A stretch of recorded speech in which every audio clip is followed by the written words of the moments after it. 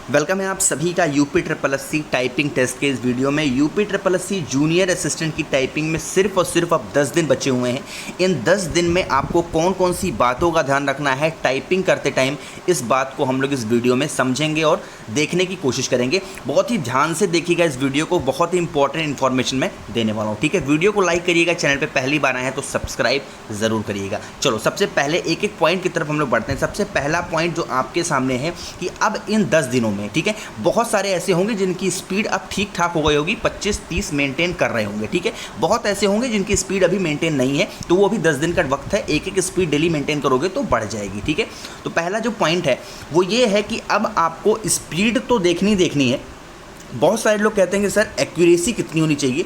भाई अगर एक्यूरेसी आप 95% रखते हैं ना, तो आपका सिलेक्शन 100% श्योरिटी के साथ हो जाता है। ठीक है, क्यों मैं ऐसा कह रहा हूँ? 95% एक्यूरेसी अगर आप इन 10 दिनों में मेंटेन नहीं रखते हैं तो वहाँ पर आप जाएंगे तो हो सकता है कि आपका घबराहट हो आपको, या फिर ऐसा कोई भी अगर आपके सामने सीन होता है तो आपकी वहाँ पर जो एक्यूरेसी है वो और डाउन हो जाएगी। एक्यूरेसी के डाउन होते ही स्पीड आपकी डाउन हो जाएगी, इस बात की मैं गारंटी लेता हूँ। जबकि एक्यूरेसी की कोई बात नोटिफिकेशन में UP SSC की नहीं कही गई है, बट फिर भी आपको 95% एक्यूरेसी अगर आप रखते हैं तो आपको कोई दिक्कत टाइपिंग में नहीं होने वाली। सबसे पहला पॉइंट तो ये है। दूसरा पॉइंट की तरफ आपको जो ध्यान देना है वो करना है, ब्लाइंड टाइपिंग आपको करनी है। ठीक है, ब्लाइंड टाइपिंग आपको करनी है। ब्लाइंड टाइपिंग क्या होती है? ब्लाइंड टाइपिंग वो होती है कि आपको कीबोर्ड को देखते हुए टाइप बिल्कुल भी नहीं करना है। ध्यान रखना, कीबोर्ड को देखते हुए टाइपिंग नहीं करना है, इस चीज़ को फोकस करिएगा। दूसरा पॉइंट जो आपको ध्यान देना है इन 10 दिनों में। ठीक है, तीसरे पॉइंट की तरफ हम लोग बढ़ रहे हैं। तीसरा पॉइंट ये है कि अब आपको ये गौर करना है, ये नोटिस करना है कि जो आपकी उंगलियां हैं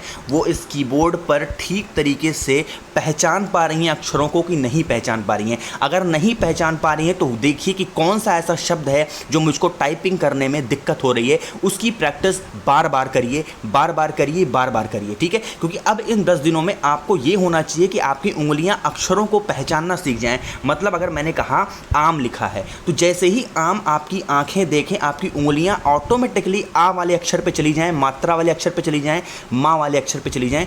सोचने की ज़रूरत ना पड़े। इन 10 दिनों में आपकी फ्लुएंसी बहुत ही अच्छी हो जानी चाहिए आपकी स्पीड को मेंटेन और आपका एग्ज़ाम निकालने के लिए। ठीक है, चौथा पॉइंट जो सबसे इंपॉर्टेंट पॉइंट है जिसके लिए मैंने वीडियो बनाई थी उसको सुनिएगा।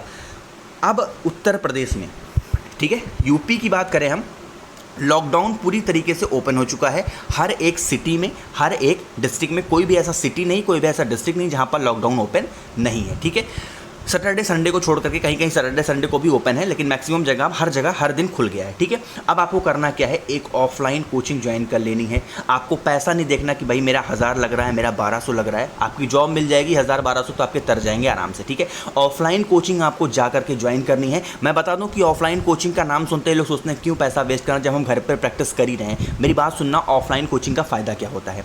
ऐसे वहाँ पर ऐसे बहुत सारे सिस्टम लगे होते हैं। ठीक है, इस तरीके से सिस्टम आपको देखने को मिलेगा जो भी आप ऑफलाइन कोचिंग में जाओगे, और यही माहौल सेम आपको एग्जामिनेशन सेंटर में भी देखने को मिलेगा। यहाँ पर चेयर लगी होती है, यहाँ पर आपके सामने कंप्यूटर लगा होता है। ठीक है, जब आप जा करके वहाँ 10-20 बच्चों के बीच में बैठ करके टाइपिंग करोगे, अपनी प्रैक्टिस करोगे ना, तो आपको लगेगा कि मैं एग्जामिनेशन सेंटर में बैठ कर टाइप कर रहा हूँ, और आपका जो कॉन्फिडेंस लेवल है ना वो बहुत एक्सट्रीम लेवल पर ऊपर चला जाएगा। आपको किसी भी तरीके से घबराहट नहीं होने वाली है। ऑफलाइन कोचिंग, मेरी बात मानिए, 10 दिन का वक्त है आपके पास, ऑफलाइन कोचिंग ज्वाइन कर लीजिए। 2 घंटे कम से कम टाइम दीजिए ऑफलाइन कोचिंग में। बाकी घर पे आप जितना टाइम दे रहे हैं, 5 घंटे, 6 घंटे, 7 घंटे, आपके ऊपर है। आपकी जितनी भी क्षमता है करने की उतनी कर सकते हैं घर पे, लेकिन ऑफलाइन कोचिंग 1.5 से 2 घंटे ज्वाइन जरूर करिएगा। मेरी बात मानिए, और मैंने भी ऐसे किया था और मेरी टाइपिंग भी निकली, और मैं आपसे भी कहता हूं कि आप भी ऐसा ही करिए और आपकी टाइपिंग 100% निकल सकती है एक ऑफलाइन कोचिंग से। ठीक है, बहुत सारे लोग को यहाँ पर डाउट है कि सर कोई टॉपिक बता दीजिए किस पर हम प्रैक्टिस करें। उस पर एक शाम को वीडियो आ जाएगी।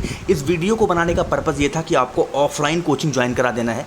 घर पर प्रैक्टिस करना एक अलग बात है, ठीक, कहीं जा करके प्रैक्टिस करना, अपने कॉम्पिटिटर के साथ जाकर प्रैक्टिस करना, वो अलग बात होती है। ठीक है, तो 4 पॉइंट मुझे आपके सामने डिस्कस करने थे। आई होप कि आपको ज़रूर पसंद आए होंगे। कोई डाउट अगर आपको होता है कमेंट सेक्शन में पूछ लीजिएगा। चैनल पे पहली बार आए हैं, चैनल को सब्सक्राइब करिएगा। हमारे साथ टेलीग्राम पर जुड़िए, वहाँ पर आप मुझसे जो भी पूछना चाहें आप पूछ सकते हैं। Thank you so much for watching this video. शाम तक एक वीडियो और आ जाएगी जिसमें आपको टॉपिक बताऊँगा कि किस पर आपको प्रैक्टिस कर लेनी है। Thank you so much.